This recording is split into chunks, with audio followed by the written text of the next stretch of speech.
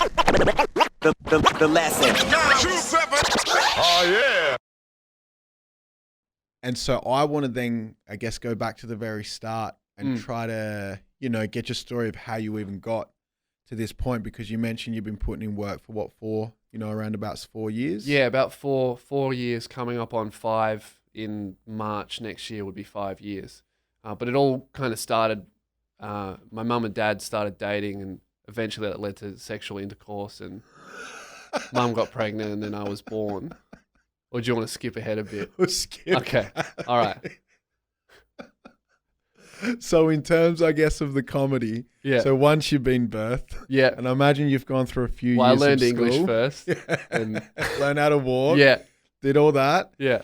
And I guess I'm going to take a pot shot here. I'm going to guess at some stage in high school you started watching stand-up comedies. Like, what was some of your Actually, even influences? earlier than that.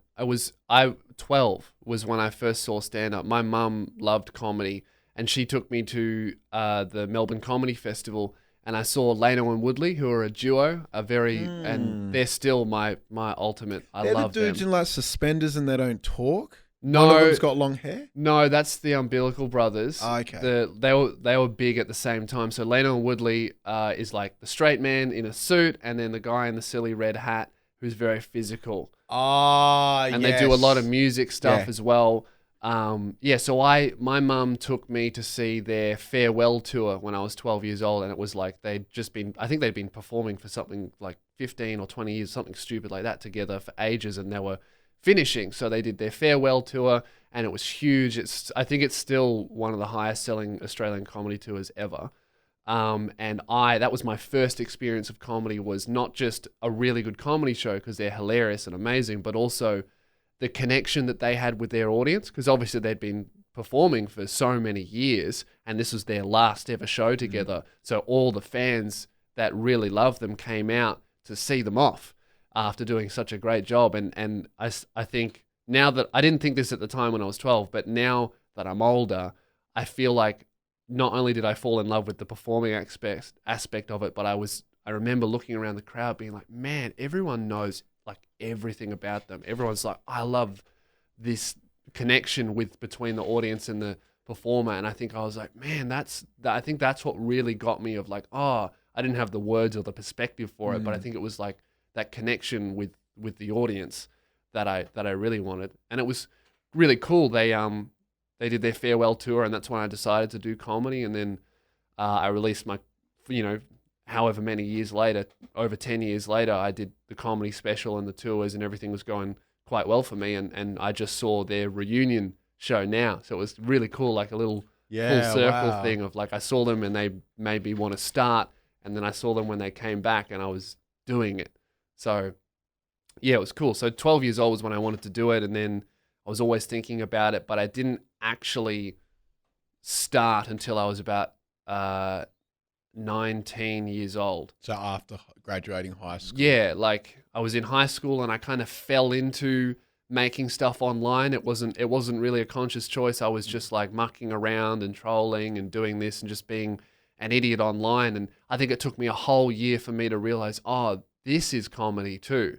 I thought I was just having fun and being an idiot and making videos and stuff, but this is comedy. And then I started doing that for another year. And then I was like, I reckon I could turn this into what I really want to do, which is performing live. So then I spent about a year without telling anyone, just doing comedy clubs and comedy rooms, open mic nights, bars in front of 15 people who didn't want to hear comedy, just so that I'd have, stage chops and have a show, so that, because I knew I could sell tickets. But it's one thing to sell tickets, it's another thing to do a good show. That's the real hard thing, because especially if you're big online or you have an audience, they're coming with an expectation of he's going to be at least this good. And if you're even a little bit under it, he sucks live, so much better online, waste of time. So I always try and make sure that whatever you've seen online, my live stuff is so much better, because that's what I put my most effort into. Or at least I hope that's what people think. And then, so when you were in school, before you started taking it seriously, were you like the dude that was in drama and constantly like you know, fucking around in class, and that was your kind of personality. Yeah, like I was the pest that the teachers hated, but the other students found amusing when I wasn't disrupting them. Yeah, and I did drama as well, and I'm still shitty about it. My drama teacher's never seen one of my shows, and I'm pretty sure that I'm her most successful drama student. So something's going on here. I don't think she likes what I'm doing. As I remember, when I was in year 12, she took us on an excursion to support some play that a few former drama students had put on. And where's my excursion, man? Yeah, she hasn't brought 20 kids to one of my shows. She'd probably get fired, actually. Probably a good idea. That'd be irresponsible as. But she hasn't come. Sent her an email once, no reply. And I'll never forget it. It's been 6 years, not over it. When you you know, you make the joke of, you know, if she did, she'd probably get fired if she brought like some students. Now, I'm guessing you're kind of, you know, taking a pot shot at your content in terms that it's a bit rugged, bit raw. Yeah, I'd say that that my stuff is, I like pushing boundaries, and I like covering topics that you're told you shouldn't joke about this, you can't laugh at that. I love that area of dangerous zone. Like, I love walking the tightrope because it's challenging to make, you know, the more awful something is, the harder it is to make funny. It's like, I always kind of explain it as, you know, there's nothing funny about the awful thing, but the joke about the funny thing, the awful thing, is funny. And there's a difference between that. And it's trying to write something about something awful, bring a bit of light into the darkness, is a lot harder the darker it is, because your torch starts flickering. It's like, I swear there's a bit of light in here.